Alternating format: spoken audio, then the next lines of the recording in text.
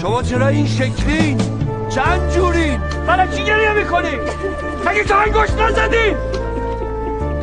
مگه انگشت نزدی؟ ببینم انگشت تو بگی بالا. همه تون انگشت زدی، همه تون. بعدا نشنوم بریم بگی که ما نمیخواستیم مخالف بودیم مجبورمون کردن. دارم اتمام حجت میکنم با تک تکتون. این کاریه که شما از ما خواستیم. انصافا آدم خوبی بود نبود. میخوای چیزی بهشون بگی؟ بذار کارشونو بکنم. حتما یه چیزی میدونن که راضی شدن به این کار. فقط دردم اینه که من یه عمر پشت همه اینا بودم، ولی این مردم پشت من وای نستادن.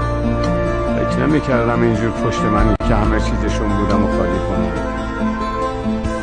اینجور من چه بدی به شما کردم؟ چه خبرتونه؟ اومدین تماشا؟ چی رو میخواین ببینید؟ اگه شما زندگیتون عوض میشه من راضیم به این مرگ.